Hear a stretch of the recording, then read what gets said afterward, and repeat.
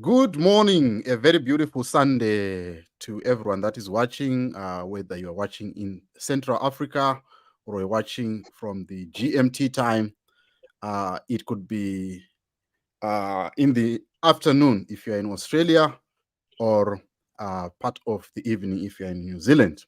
But to us here, it's in the morning, and we want to say thank you so much for joining us on this broadcast.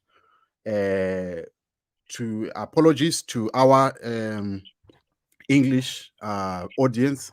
We are going to do this broadcast in English, in Shona, I mean, so that we can get context. However, we will try to summarize some parts of this broadcast to you. But if you want to be part of this broadcast, you are welcome. And if you have got a story to tell, you're also welcome. I also want to say to people that follow us or people that follow me, some people that follow me on Facebook, they say you have got a vendetta. We don't have a vendetta. We want people to speak the truth. Some people say Baba Guti vanga vakanaka, vanga vakadii. But toda kutaura kuti Baba Guti vanga vasiri ngirozi. Vane zvinhu zvavakaita, ende zvinhu zvavakaita izvozvo zvinoda kuti zvitaurwe. And today I'm joined by a former Zayoja member who was sent to jail in 1985 per issue Marondera. If you recall the podcast that I did, there is the story of Marondera split. So he's going to take us through the Marondera split, how it happened, how it started, kuzosvika tizosvika patiri panapa. Saka I want to welcome my brother, Mr. Fanwell. How are you, mkoma wangu, makadi zvenyu? Tiripo makadi zvenyu. All right, okay. Mungatitsanangurire kuti makapinda Zayoja makore api uyezve pakazotanga split yekumarondera chii chakanga chaitika, chi background yachina yanga yakamira sei, zvanga zvaitika? Zvanga zvaitika isusu tenge tiri vapfana vechidiki chaizvo muyuthi tiri muZayoja imomo. Takatanga kupinda Zayoja ndiri kuprimary. Ndikazoenda kusekondari ndichipinda Zayoja iyoyo. Takawanda chaizvo neimwe shamwari yangu yanga ari wandaigara nayo pedo naye ainzi Aston Makanga. Ndomwe muyuthi wandaipinda naye iye. Saka tenge tiri mayuthi akati wandei muchechi imomo nevakuru vaitutungamirira svondo iyoyi muZayoja imomo. Saka pane dambudziko rakazoitika panguva yekuti taiwe tiri magurupu nzvimbo yaizvakira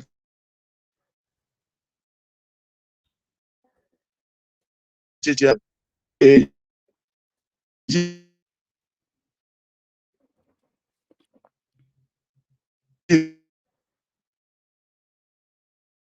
Okay, phone yenyu iri kuita ichibreka, hatinyatso kunzwa. Hold on, phone yenyu iri kuita ichibreka, hatinyatso kunzwa mukoma.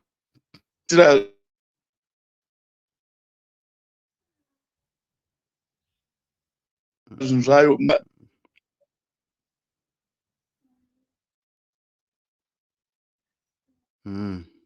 We are struggling with connection there. All right, mukoma Fani, muri kundinzwa? Network iri kutiza kai.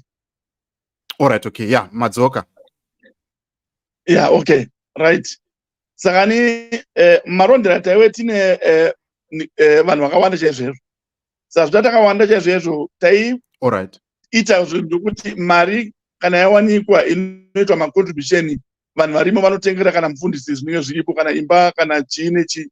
Saka svondo yakavakwa mumarondera muchechi iyo takaivaka tenge nemari dzedu, dzina mari yakabva kumusoro kuHarare kwaive kuna Guti. Saka takavaka chechi huru chaizvo munzvimbo imomo. Idiki yacho yanga irimo yanga isikachakwane vanhu. Baba vanonzi Baba Sunday vanga vari overseer, vanga vari ningini founder ningini co-founder weZayoja. Pane dambudziko rakazoitika rokuti Baba Sunday vakauya mumarondera vakakudza marondera chaizvo, kwakawanda vanhu vakawanda vaiuya vachinamata muchechi yakakura chaizvo. Zvino zvakazoitika ndezvokuti vaGuti vaitumira vakuwasha vavo kuti vabise baba Sande Marondera sezvo yange yakura yakuzivikana kuti ane vanhu vakawanda. Saka ni ipapo pakazoita makonflict kuti vanhu vakaramba kuti sei kuwanda kubisa baba Sande mumarondera voendeswa sei vakudza nzvimbo voendeswa kumaruwa kusina kutanga imwe nzvimbo futi kuti kwani mazvona ndo zvakanetsa izvozvo. Saka speech yakabva yatangira ipapo. Saka nipaita speech yoyi vanhu vekwaRarare vakada kuzama kutora imba yaigara baba Sande. Saka isusu semayuti takatumwa nevakuru mafundisi kuti ende munoprotecta imba iyoyo kuti isawana anozoitora. Tikabva kulocation kwataigara tikaenda kunhingine kuimba iyoyo takawanda nofa about 80 about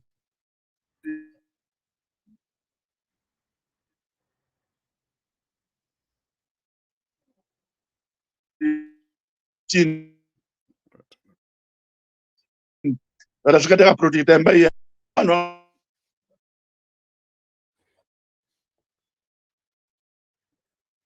All right.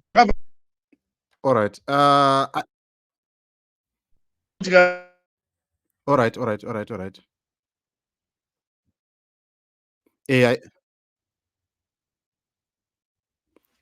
Yeah, network iri ichitinetsa. Regedzai tidzokere kuWhatsApp, tishandise WhatsApp kana ndikufonerei neWhatsApp. Tobva tanyatsotaura kwa. Dzatifone neWhatsApp, totaura neWhatsApp. I think kuHarare vakapamba iyoyo vakaure moyo.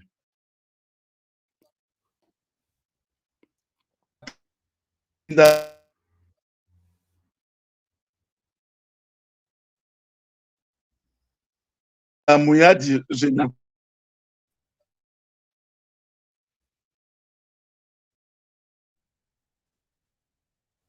muri kunizwa? Yeah, ndakukunzwa iri kuita ichitiza but chingoramba chingoshingirira. Alright, saka mataura kuti vanhu vakapinda muyadhi zvenharo. Vanhu havaibva kupi?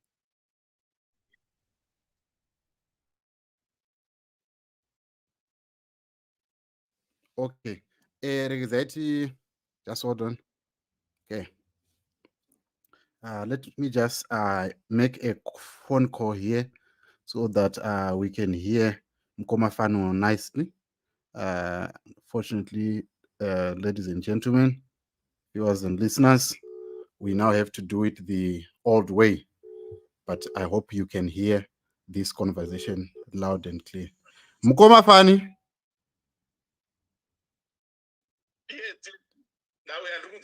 All right. Vanhu vari kukunzwai.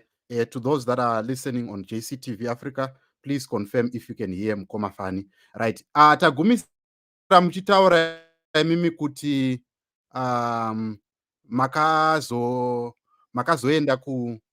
makaenda kukonzi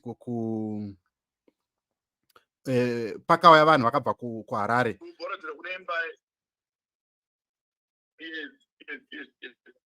Alright. Ndoda kuti munyatsonetsana kuti zvinhu zvakaitika kubva pamakaudzwa kunzi imba yakutorwa, zvinhu zvakutorwa, papaita mazuva mangani, zvinhu zvakanga zvaitika makakatanwa for how long? Mungave neidea kuti zvakatanga for how long? Zvakaitika mazuva matatu. Alright.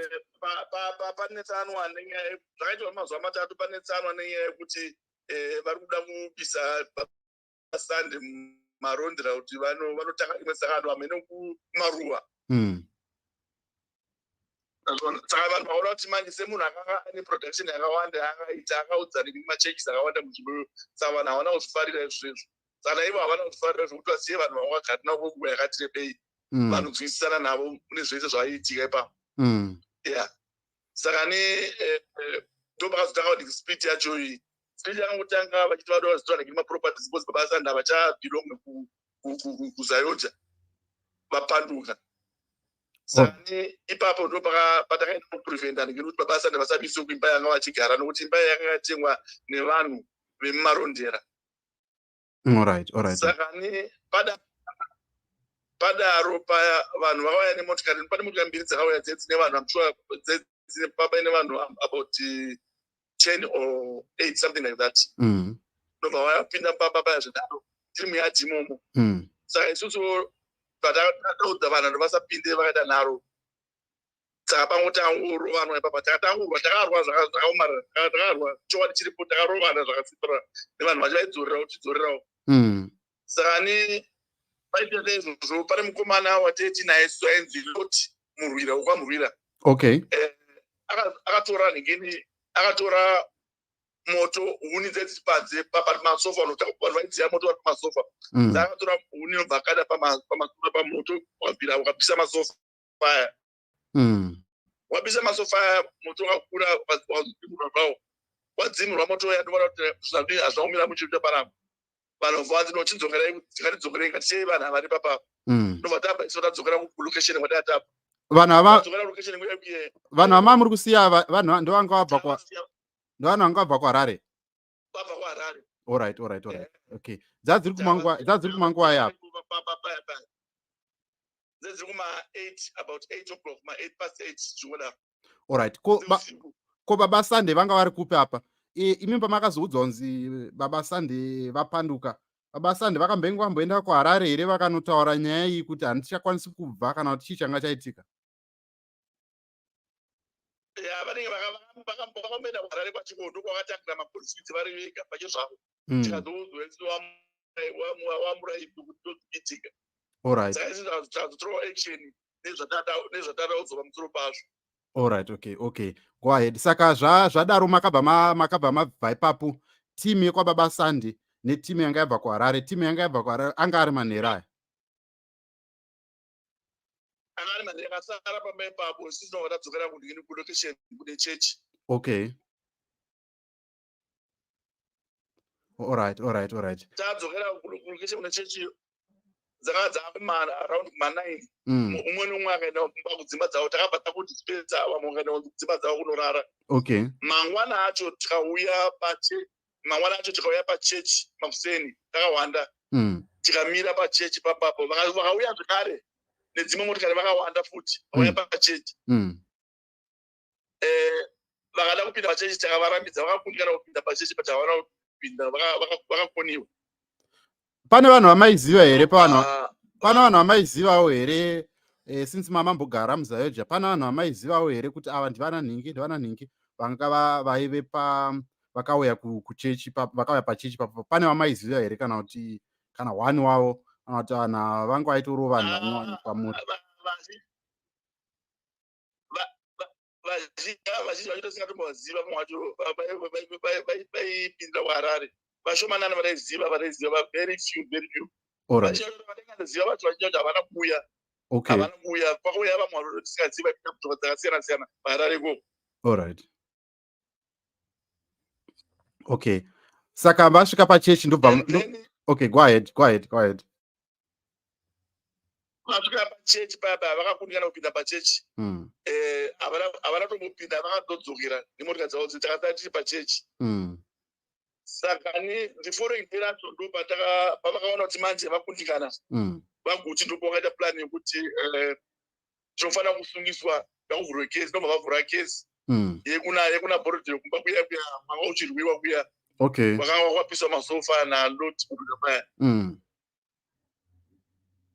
Vaita saizvozvo vakavhura kesi iyoyo ine hungwaru mukati vakapointa vanhu vaive vari active muchechi imomo vese varume vese kunze kwamadzimai hapana akapoindwa kana mumwe chete.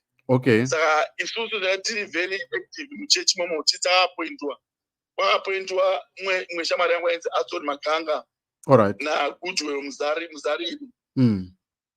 naNicola Chimusuo navamwe baba Emmanuel Chimusuo vaiva vari mufundisi navamwe baba vainzi Sani Muzaza vaiva nomufundisi zvekare. Pakazopoindwa futi mumwe ainzi ndingina Adamson Masaka aiva ari munhu mudhikoni. Pakazopoindwa futi mumwe ainzi Juda Takavada aiva ari mudhikoni zvekare. Pakazopoindwa futi muningina waSande ivo watoti Shepherd Sande baba Sande vaiva vari mufundisi zvekare. Pakapoindwa mumwe ainzi ndingine Enoch Justin aiva ari muelder. Pakazopoindwa zvakare mumwe aiva ari muimbi wemuchechi imomo ainzi Martin Chigodora. pakazopoindwa mumwe zvakare aivari kufundisa ainzi vaiteti baba chirindi. Alright. Pakazopoindwa zvakare iye mukomana unotaura kuti anonzi Loti Murwira wakuzopisa masofa. Okay. Loti Murwira ndiye mumwe akapoindwa zvakare. Pakazopoindwa futi vamwe vari elder vainzi Tizora Joram. Okay. Pakazopoindwa zvakare mumwe aivari muimbi wemusodhomu ainzi Point, wataiti baba Point. Alright, yeah, Pastor Point ndawaziva. Vaimba tereki baba Point vanhu vakapoindwa zvakare papo napamupofu Boaz, ainzi Boaz mupofu. Okay. Vakapoindwa ndobva ndo takasungwa tese vanhu ivavo takasungwa. Tikaenda kupolisi tavharirwa tikandovharirwa Marondera prison. Saka pakatanga kesi yacho kutongwa nyaya yacho Nicholas Chimusuru akazoregerwa zvichinzi izvo haana ningini participation yakaita. Okay. Na Point namupofu ndo vanhu vakazoregedzwa ivava. Tikasara nevamwe sidhiretsi vanataura takasara tapo tichitega. Kesi yakadhonza from 1995 papa 1985 sorry. Ndo pakazorina kesi yakadhonza gore rese ichienda kukoti. Alright. Timbo isa remind chingodaro. Saka panguva yese tasungwa papa ndo pakazorina. Imimi makanga maitwa remand in custody maitogara kujeri muchimirira koti kana kuti mamuri kumba? Takagara kujeri chaiko tisataenda kumba tatapuwa bail. Alright. Ndo pakazokupaya vanhu vekuHarare vakauya kokupaya ngeni chechi yamanje vara kuti hatisisipo paya. Nokuti madzimai vakawasara vakasina mapowers ekuti vadefende zvakasara ipapo. Alright. Saka vadaro pane vamwe vakanga vasina kutera baba Sunday. Kusati vazosara vari muchechi Marondera imomo. Vakaramba vachiendera mberi nevaya baba kuHarare. Alright. Yeah, ndo matorero azoita chechi wani. Alright. Saka takazopuwa bail after it was after 3 weeks something like that. Tapuwa bail iri paya. Ndobva tazobuda tese. Vavari mujeri. Yeah. Tabuda tose paya tikanga tava panze nyaya chinotongwa. I think in 85 takapera tukaenda 1986. Ndobva takazotongwa muna 86. I just thought mwedzi wacho takapuwa ngeni 3.5 years. Takapuwa 5 years in prison. Alright. Ndobva tapudzirwa mamakore. Takandodza ngeni 3.5 years. Alright. Saka pese paitwa ngeni paitongwa nyaya iyi tatongwa papa. Hapana kana akambona remorseful waitika kuna baba Guti kuti vati vana vakakanganisa kana vakaita sei.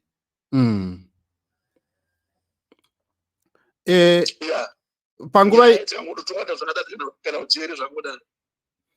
Alright. So imimi masungwa inguva yamambobuda muri kunze muchitaurawo nevamwe vanhu vanga vari mumarondera vakanga vasara nevanhu apa mama kutya kusungwa zvakare here? Chii chachakuitika kuti nguva yama muri pabail out? Takapuwa maconditions ekuti atinotaura nevanhu ivavo vasara vasiri kurutivi rwakababa Sunday. Hamutaure navo.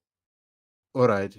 Takadadonzi kana pachechi pacho hatifani kuzvizvaurari kana nekumba wacho kumba iyo yataitaura nezvayo. Hamufani kusvika kuti tatapuwa maconditions ekuti hatifani kumasvitsira nevanhu ivavo chero hamuna kusvika nyaya yapera. Alright. Then imimi panguva iyi baba Sunday vanga vari kupi? Vaipota vachizokuona here vachikuencourage pamaenda kumakoti vaiuya here? Chii chaitika? Uyezve vamwe vanhu vekuchechi pane vaiuya here vachiuya pamaenda kumacourt proceedings?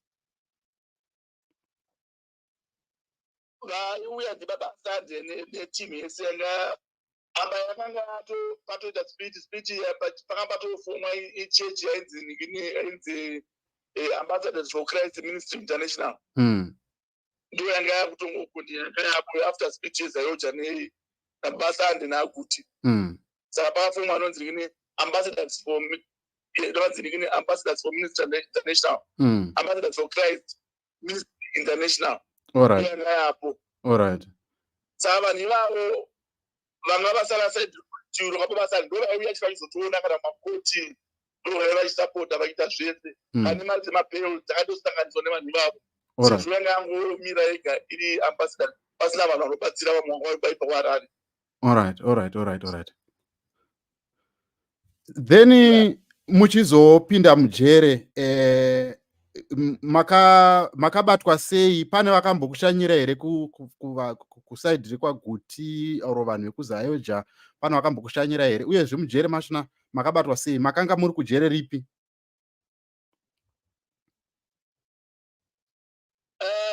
Taenda kujeri takagara takaisa mujeri Marondera papa pariri pazvipadziri.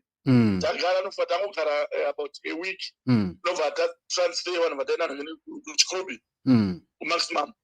Saka nini tanosvika kuchikobi maximum prison muchikobi noma takagara muchikobi for almost about 3 weeks. Tagara 3 weeks muchikobi maximum. Noma tazobiswa muchikobi maximum after 3 weeks. After 3 weeks vatova kutopinda togara mwedzi wedu vanoenda kufarm prison yacho kufarm yacho ndoba takazoendesa kuwo. Tasvika kuprison kufani woko takasvika takamushyirwa pafamu papa nemukuru wepafamu papa aivari kuvini mukuru wepajeri papa ainzi vamachingauta. Alright. Saka ne vamachingauta vaiva vari munhu wamwari vaina matoti. Saka vakanzwa kuti kune vanhu vasungwa vauya panapa 13 vabva vamarondera. Saka nyaya yavo ndezvechechi nezvekuita nezvechechi. Saka ni the following day takadaidzwa kuofisi ramachingauta vataendako vakati parade ikoko. Vakadaidza maprison ward mazhinji ese aiva ari papaduty so vatsanangurira zvinhu zvomuri kuona here vanhu vauya panapa havasi macriminal vanhu vechechi. Saka munofanira kuvabata kuti vanhu vechechi havana mhosva yakapara. Saka ni taitwa saizvozvo kuti vadzidzisi tofanira kuwa sero redu tega tiri 13 zaizvozvo tapuwa sero titega tiri 13. Yeah. Saka every morning taidaidzwa kuofisi yamachingauta zvichinzi vafundisi ndevapi zvichinzi vanhu vafundisi zvichinzi shumairai paridzirai vanhu itai zvakati zvandora ngari daily vinyeti ipapo for almost about 2 months yese. Masvondo masundays aya taiunganidzwa jeri rese zvichinzi vafundisi ndavashumairi. Nzvimbo vafundisi vedu vataiti navo vaishumaira vachiparidza zvichingodaro. Hakuna kana munhu wani wezayoja akambobvira ambo yazombotiona kana kumboita kana remorse nezvakaitika. Hapana kana rimwe chete. Kunzvimbo vanhu vakavatara vangavatera pasani ndo vaingouya chete vaingotiona. Kana machristmas time ndo vaingouya nezvekudya. Nozava kujeri kunouya zvinhu zvakasiyana-siyana pamachristmas time aya vanhu vaivhisitirwa vachipuwa zvakasiyana-siyana zvokudya zvakadaro sipo zvingodaro. Saka nenguva yavanhu hama dzedu ndo dzaingouya chete nevanhu vakanga vachiteera pabasani ndo vaingouya chete. Kwezayoja kana 1 hapana akamboyazombotiona kana mumwe chete zvake. Alright. Imimi makazvitarisa nyaya iyi yaitika kudai so maybe tikumboda kumboti tombodzokera in time. Muri kuona maiona yakamira sei kuti tarisiro yenyu yanga iri pakuita sei? Nyaya yakaitika mukabva mareactor mukasvika pakuda kuprotecta church mukasvika pakurovana nevanhu. Imimi tarisiro yenyu yanga iri kuti nyaya iyi dai yakatongwa sematongerwo amunotarisira, dai yakatongwa zvakaita sei? Zvinhu zvingadai zvakaita chii chamaitarisira kuti dai chii chingadai chakaitika if you were to go back in time? What was your expectation? Kana expectation yanga ine vanhu kuti dai zvinhu zvafamba nenzira yakati maitikiro azvaita izvi asi zvazoenda nepamwe tagumisira tasungwa. Imimi mamune tarisiro yekusungwa here kana kuti mamune tarisiro yekuti vanhu chii chamamakatarisa kuti at least dai ichi chakadai so chaitika? Isusu taitarisira yekuti izvi zvaifanira kugadzirwa nenzira yakanaka. Taitarisira kuti vakuru vesvondo sezvakaita baba Sande nevaMaguti vaiva vari vanhu vanga vari ma-profiles zvokuti vainge vada vakagara pasi vagadzisana pake zvavo zvisina kuinvolva vamwe vanhu vaipinda muchechi. And then vamweni vaifana vakatsambudzwa pafacebook kuti taifana kutisungwa dai takasungwa zvedu asi dai vakagadzirisa nyaya yacho mune zvakanaka zvokuti paiva nekuregererana kwaifana kuitika. Sevafundisi vanoshumaira zuva nezuva shumairi vari papulpiti regererai vari kutadzirai zvakadaro but vakatadza kuitika saizvo asi vari vakuru vanoshumaira papulpiti vachidaidzira kuti ngatiregereranei kana pane zvai zvaitika ngatiregereranei pane zvai zvaitika. We're looking forward kuti we are not going to prison. Otherwise paizova nekutaurana kwakanaka kuti kesi ngaidzimwe vanhu ndavayanane nzira yakanaka kana vakuita nenzira yavo vaita nenzira yavo zvakanaka but zvairatidza manje kuti hapana chikristu changa chiripo pakati pevatungamiriri vedu vachitungamirira vacho. There was no Christianity yekuregererana. Right. Tiri kupfuurira mberi nenyaya yedu hama dzinodikanwa. Ndiri pano ndina mukoma Fani vanova aiva ex-member yeZayoja vakasungwa nenyaya yekuti vakanga vapinda panyaya yesplit yakaitika muna 1985 kumarondera between Baba Sandi and the late Baba Sandi and the late Baba Guti. Saka vari kutitsanangurira kuti ndo zvakaitika. Regedzai tikuradze picture iri pane picture iri apa. Right, ndichida kumbodzokawo kuna vanonzi Pastor Point ava.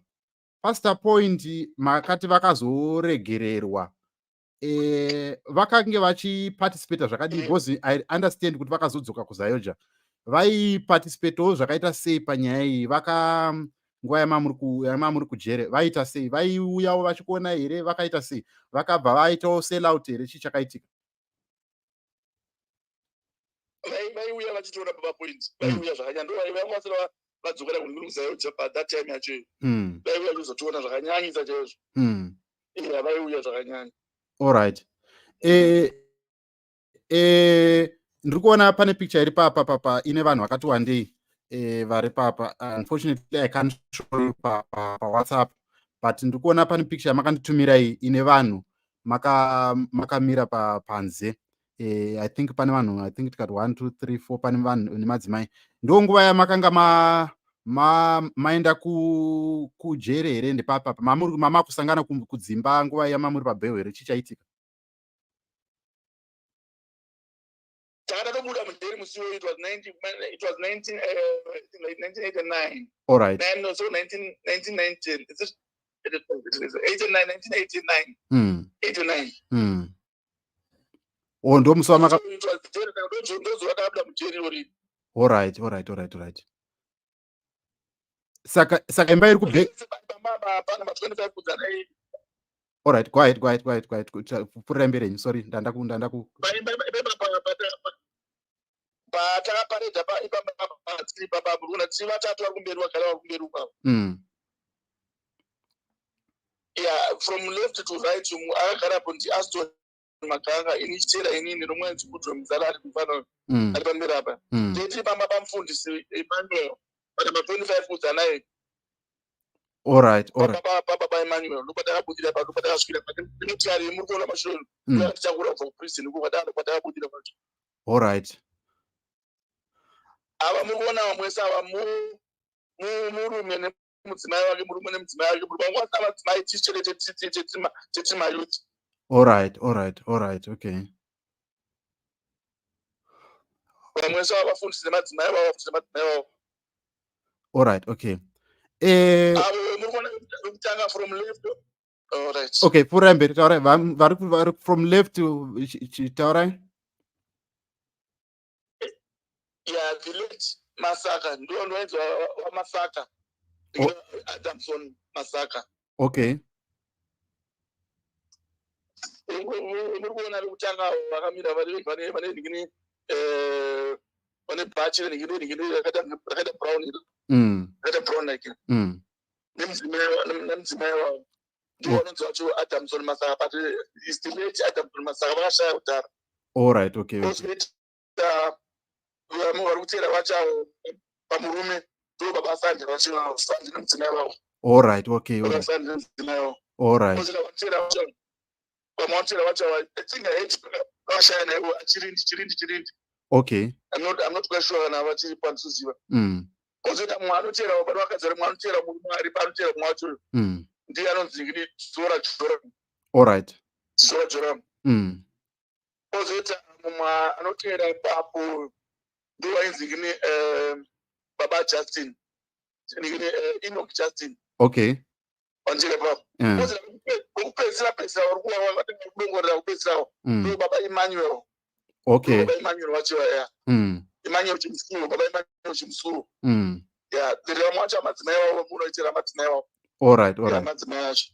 All right. Right. Yes. So now mapinda mujere mazokwanisa kubuda imimi muri mujere obviously mamune tarisiro yamamunayo maitarisira kuti pamunodzoka chii chichaitika mamune shwiro yekuita sei mwoyo yenyanga yanga yakatarisira chii kuti chizoitika after mabuda mujere muchitaurawo nedzimwe hama dzadziri paground. Hapana zvinhu zvaitaitisa kuti zvichange zvaitika nemaitiro zvakaitika acho takatomwena ujeri pasina zvamboitika pasina zvambogadziriswa uchiminzi kana pane ngubuda chaisova dzaimuziva kuti tungobuda pasina kana chetoziva kuti chichagadziriswa kuna tangomuda nemabuda tangoite waitapedza chigove chedu mumwe nomwe akangozviitirawo zvake mazvake mumwe akaenda kwakaendawo. That's how happened. Yeah, that's what happened. All right. And then mazobuda okay, mazobuda ezvinozvi makazoita sei muchiri kugara kumarondera here kana kuti makaita sei? Tabuda mujeri, musorabuda mujeri. It was if I remember very well, my memory tells me very well. It was 1989. Andazogara nzvimbo nguva yakareba posi pandakabuda mujeri ndakabuda shamwari rangu ese vakavabudirira chaizvo vanga vakuita zvino musoro inini semunhu akafarira mashure zvakanyanya ndakazvakangoti kanganisawo ndakati handingambogara mudzimba kana zvakamira saizvi ndangoita kupurani dzangu munhu akasati zvokumbira shama dzangu dzine mari aita zvakawanda saka ndaona amedipeni ndatori mutwaro wamuwanhu manje mupendi wamuwanhu saka ndaona hazvindibatsire let me just migrate. I migrated 1990 nobody in South Africa 1990 ndakatanga new life dream in South Africa until today. I was very young at that time. Yeah, ndakauya muno South Africa ndakangotanga my own life here.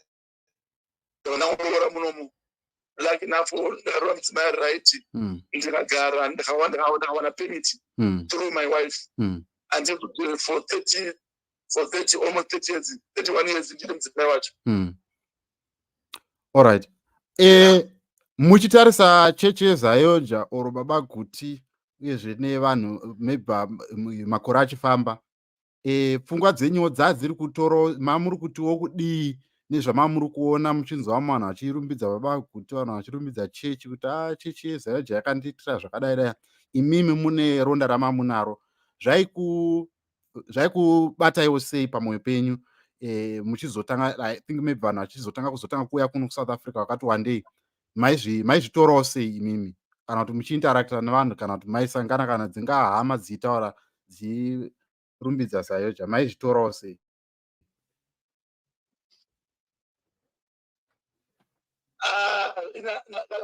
Hazviite zvakanaka nanhasi kutoito ndiri munhu ndine enga ndine enga until now.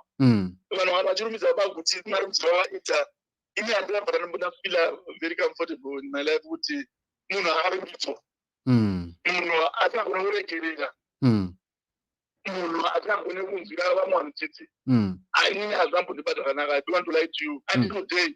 Pane pamwe pandakamboita incident ndasangana nemumwe mwana wawe waGuti muno muSprings ndikatoti ari mubata nazvinamboite pasitaura kuti dai ungoriwe kuti wacho otherwise I was going to mujeri pamusapa pako because zvakaita baba mukuru wake it hates me zvakarikanganisa but ndakura kumuregera ndikati handipaso usiwe ndinachikuita newe zvakanya but nditaura kuti haatoziva anything yemuchino yakati haatoziva anything ndinotiziswa ndakutaura history yepo yakaitika kumarondera vasikazive chigara wakaziva ndo zviripo. I think I met many people who said that ndikataura nyaya idzi vatana kuti no one even understand this story. Havandomboziva, they don't know this is what's happened, what transpired. Havandombozviziva. Kana vachiillustrata nyaya iyoyo vachitaura nyaya iyoyo zvakaitika vanotaura kuti ndingiri pabasa ndivakapanduka zvakadai zvakadai. They don't talk kuti pana vanhu vakavakaisa ujeri vanogara ujeri for 3.5 years. 3.5 years wasted ujeri near a church. Uzwana hapana munhu akakuwara, hapana munhu akafa, hapana munhu akalasiya, hapana akaita seipapo, just small thing yangoitika papromotion yakaitika papapo yakaitatirwa munhu anoenda ujeri izina nemusoro wese. Zvinhu zvaigona kugadziriswa zvakanaka atipazona. Saka vanotaura kuti to me I don't think to me handikana racho ramene kuti kana kuti mwari wacho kana vatanga kutendeuka panyaya ivaye zvavakaita zvokuti denga racho ranopira denga idenga rudziro pito. I don't know. I don't understand. Handizivi. Right, I was told mweya yevanhu ese yakatambura. Right, ipapo tiri papo I understand kuti even on the likes of ana Pastor Point vakazodzoka kuZayoja. I don't know how far true kuti baba Sande vakazodzokerana here nababa Guti. Makazvitarisa imi sekutaura kwamaita kuti izvo maitarisira kuti vanhu vachakwanisa kuregererana vobva vagadzisa kana kuti withdraw case. Sekutaura kwamakaita kuti first day vanhu makatorovana zvekutoti pakatoita zvibhakera vanhu vakatouya vachida kutorwa nemi. Vakanga vari kuside rekuZayoja, they did not get, havana kuendeswa kujeri, but imimi chete ndimakaendeswa kujeri. Why do you think chinhu chakadaro chakaitika? Yes, vanga vari kuside rekuZayoja havana kuenda kusungwa kuti mari ndo yanga chitonga nokuti Zayoja ngene mari, baba Guti vari mari, vamwe ne mari. Saka side yedu ndanga takawira isusu takawira kune munhu asina mari. And judiciary achinge iripo mukoti macho munhu nemajistrate aitonga yacho ainzi kuchena aiwari under Zayoja anga ari kwababa Guti. All right. Saka it was very simple to manipulate the story kuti ndo zviripo yoitwa nyaya yakasimba ipasa nyaya inge iripo. Judiciary achinge it was captured also nemajistrate andozvona. Saka isusu kwedu tiwane mari yebheri yekubuda negini tiwane bheri yacho, it was very difficult because vanhu vaitongosanganisa mari iyenze kuti mari ibude ibheri yacho. All right. Saka tikashanda nemari vaguti vamwe vane mari saka they use the money kuti isusu tirambe tiri mujeri andinozvona. Nice. So how did this affect your life personally or even life yevamwe vanhu vamakaenda navo kujeri? Upenyu hwavo hwakakanganisika sei? And makatarisawo sezvamataura mukati izvo zvinondirwadza kuti mataura nyaya yekuti izvo handizivi kuti murume achapinda denga here or something like that, but imimi makazvitarisawo imimi upenyu hwenyu hwakaafectika sei uyezve neupenyu hwevanhu vamakanga munavo. How was your life affected by this incident?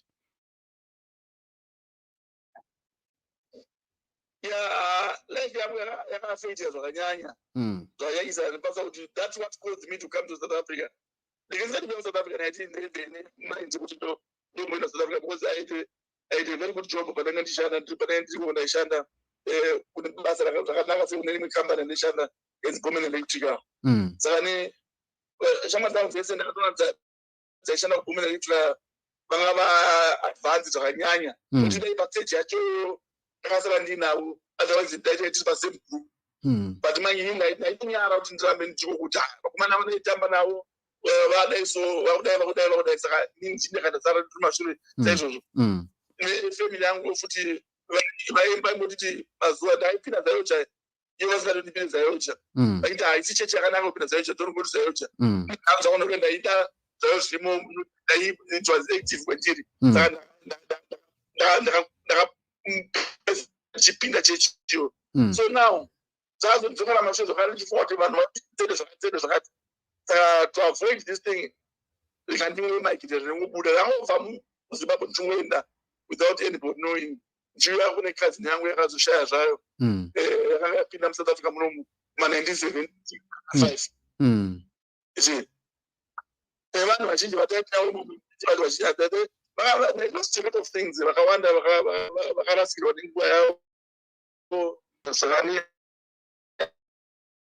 zvakaita munhu wese munhu wese akari muprison for the interface is not something to joke with. Vanhu vazhinji vakaaffected zvakanyanya up to now. Lokuti izvo vavasandira kuti vakasaka kuchirira kare andiona vakazogatisira panguva ikosi chechi yanga yasiti yacho yanzi ambassadors for Christ dzokere muzimbabwe muna 1993-94 ndakatomosvika ndikatoona chechi yacho ambassadors for Christ International yanga yava Yellow City. Alright. Yavakirwa kuYellow City ndakatomuripi kamwe chete ikoko ndikaona vanhu vaya vakatera pasana ndariko kuna munhu ariko futi kuna mari shida but most of the family business iriko business church is something like business also baba point vazoona nekuda mari and vazosa kuzechi. Alright. Saka munoti kudii because right now hamuna nyaya vamwe vari kuti sei baba vazorore, munotiwo kudii nenyaya iyi iri kutaurwa nevanhu since imi you are a victim and nyaya iyi yakaitoitika yatove almost 40 years yaitika 35 to 40 years yaitika. Munotiwo kudii nevanhu vari kuti siyanai nazvo zvinhu izvi zvakatoendeka zvakatopfuura munofanira kungopfuura.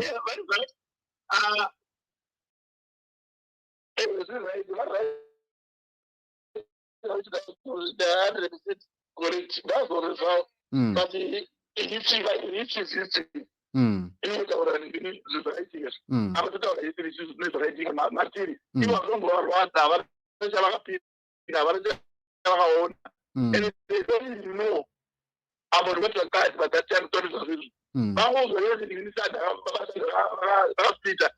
they would have kujeri for such a long time. I was still.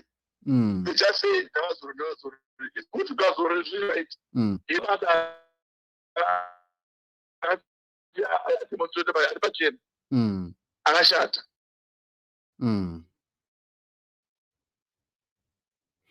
Kuti mabasa akanaka kuti vamwe vasunga mujeri vanotambura ujeri ivo navo vachiguta vachitamba vachifara zvamwe tichitambura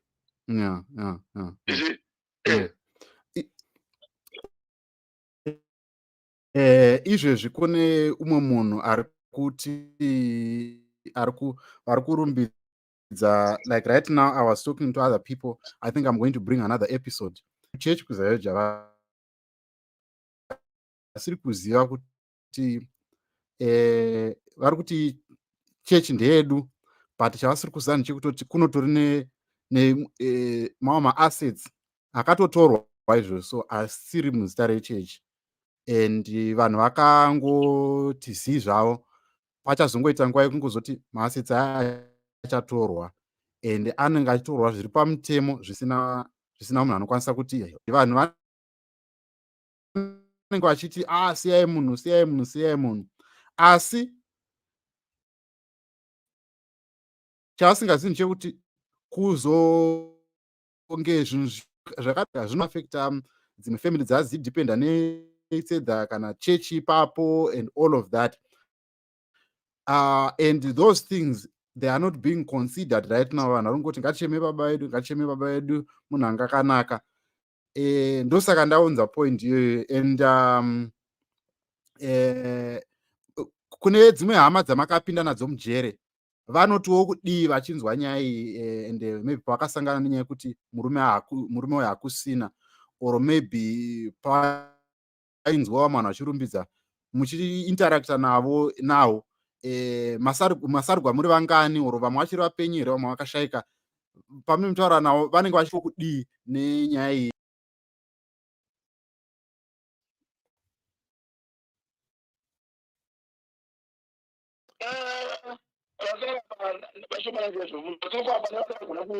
kusangana naye kutaura naye ari munhu angava ari muchuti seniwo panguva yacho kana vamutaura kuti chamari kumbonaye zvikiitika zvakadai minhu vangotaura vanza zvinozvotoakisa atoti hazvozvotoadika munhu aifonana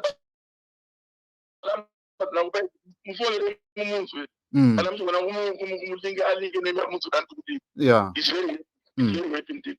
I can celebrate Guti life. They can celebrate, yes.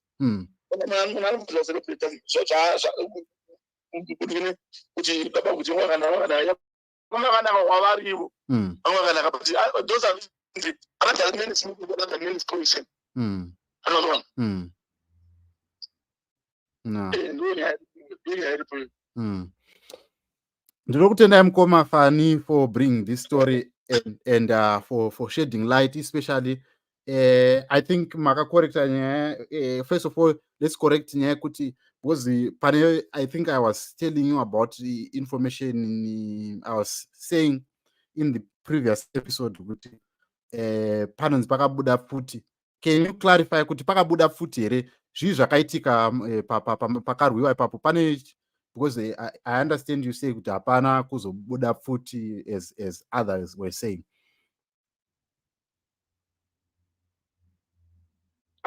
Hapana kuti abuda babo ito just bare hands. Ngorwana nemauche nemiti anogwirizwa iwaripo just zvongotoka moyatimbo miti manikiri matanda iwaripo tatoni zvashandiswa baba pakutanza manikiri futi kana there was no any fire there, no any can sound there. But no only about it, there's only going to put away. Upon it was a Christianity, so I would papa, so the one of the church. Upon a put away, more which I sent the papa. That's that one was shutting right in there with him, with some motor, some of our pants. Those in Chukuno Charles, with Papa, I would see public violence, as only plus public violence. Church. Otherwise, maybe the bus motor, otherwise, I don't think what it.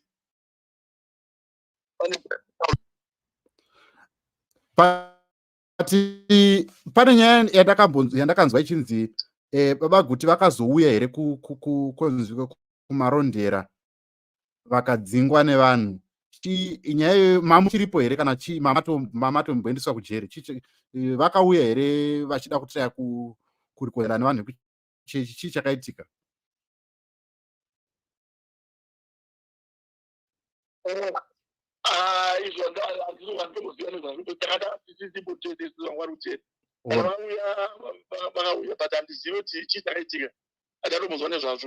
Alright, okay.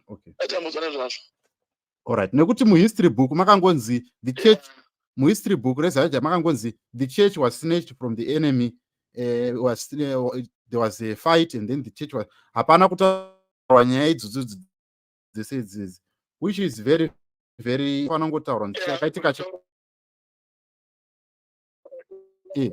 chakaitika chakashata, vanhu takarwa and okay, muri kutaura henyu?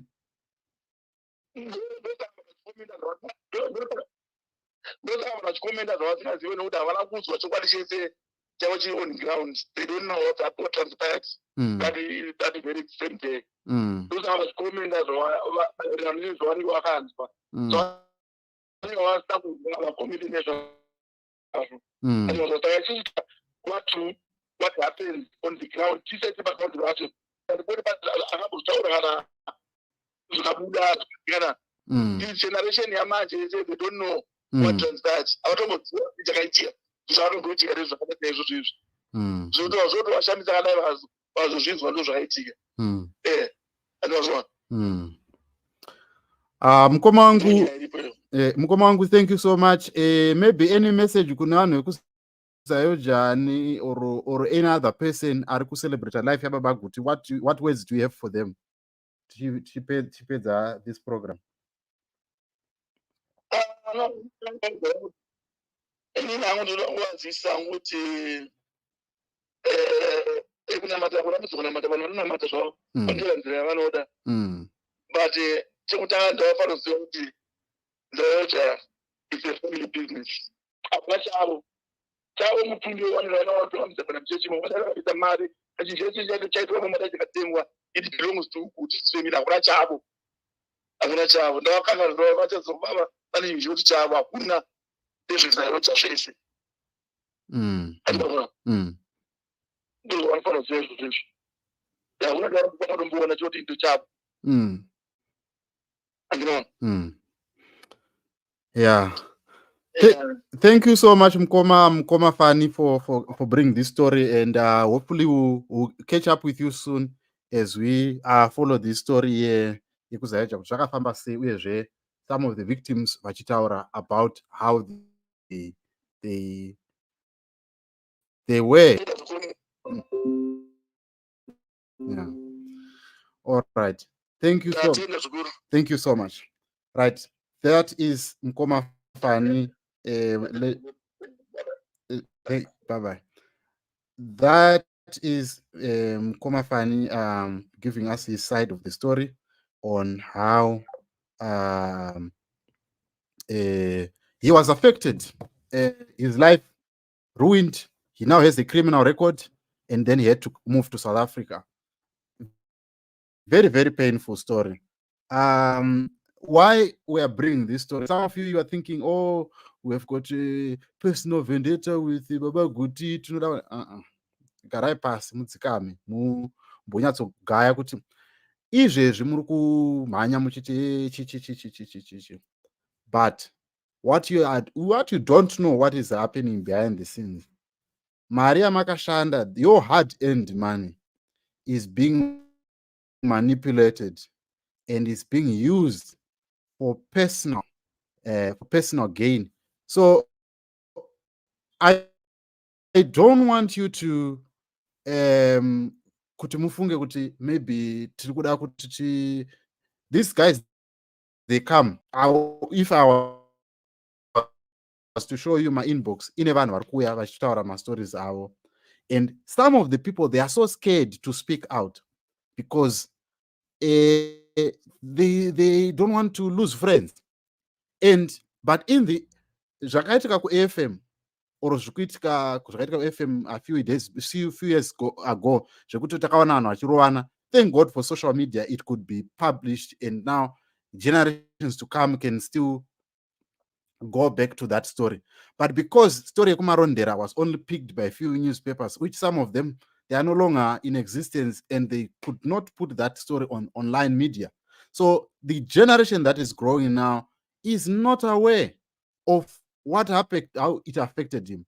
And 13 others, they were affected their life because of a case yakaitika ku church yekuti vanhu vangadai vakaregererana vakangotaurirana kuti okay, matora church manikira, right? Then it's fine. And worse still, the guys vakabuda na Baba Sunday, they lost the church eventually. So what was the punitive measures dzekuzotorwa kunzi vanhu havaende kujeri, vaenda kujeri for a case that these guys already lost? What was man that you called a man of God? This is the man that you say is a father of all. Why didn't he go and reconcile with these people? He spoke about forgiveness. Why didn't he go and reconcile with these guys? Right? Even if he reconciled with Abel Sunday, it was also his duty to go and look and talk to those people and say, guys, you left the church, we fought, and there was things that happened. Was that necessary to send people? Why didn't they use the legal processes? If they felt kuti church yangeri yavo, why didn't they use the messenger of court? The fact that vakatumira hooligans or individuals to come and fight a physical fight, vakatora mutemo vakaisa mumaoko, and that for me is wrong, coming from a man of God. And then you say people must just keep quiet and say, I think that you guys, you should be thinking. The challenge that we have with Zimbabweans is that tine zvangofanira zvinoitika mustreet kuti munhu anorohwa nemupurisa 1 andika ari 1 mupurisa ari 1 anorohwa vanhu pakazara vanhu, and people will just say siyanai nazvo. This is the same thing that is happening. There is a lot of people that were affected, including myself. I got affected. My life got affected. But you want me to keep quiet. And I see some of the people saying that, oh, get a life. Oh, wow, that's nice for you to say. You are speaking from an advantageous position, but you don't know how that affect this other person, because you were not part of that. And me speaking out is part of the healing process. And some of you say, go and heal. And you are expecting me to go back to Zayoja and be healed by the same Zayoja. Imagine this man. Put yourself in the shoes of this man. He is the man who was sent to jail for 3.5 years. After being sent to jail for 3.5 years, you expect this man to come back to Zayoja and get healed. You must be crazy in your mind to think like that. Those are the things, that's the kind of conversations that people must be having. How can we let such a thing happen? And how can we just say somebody must just get a life? It's very, very, very disheartening for individuals to think like that. But anyway, I've got another episode coming. There are more sources that are coming that are giving me stories. And the next coming story, let me be frank, the coming story, it's actually going to be explosive. There is a lot of V11s that are going to come out to show you, to those who are saying kuti Jethro ari kupenga, to show you kuti chinhu chamuri kuti ndechedu chatoenda. And some of you don't know. Some of you, especially kana uri panapa, know a guy called John Strong. He's a guy from New Zealand. Aifamba nababa Guti kuma 2015, 2016. Anganeka voice so, who was speaking about his testimony of how he was a drug addict and he was saved by coming to Zayoja in New Zealand and all of that. And why he's no longer coming to Zayoja. Do you know what happened to him and to his mother and to his sister? That is coming. Do you know that a pastor, a well-known pastor, a very, very, very close pastor, slept with her mother and nothing was done? Not put under discipline. That person is still roaming free and none of the church members know. That's why decided to leave the church, because he saw kuti hapana. Imagine kuti unomitisirwa mai vako muchechi namufundisi wakauya kuchechi kuti no tikuya kuzonamata, and mai vako nehanzvadzi yako vomitiswa nemunhu 1, and you just say let's keep quiet, and the same man wamuri kurumbidza yeye kept quiet. The same man that you are praising kuti that has kept quiet. That story is coming in its entirety. But in the meantime, I want to say thank you so much for joining me. If you are in church, church, I'm also rushing to go to church. I will see you on this episode as we unpack this story. Anyway, I'll see you on the next video.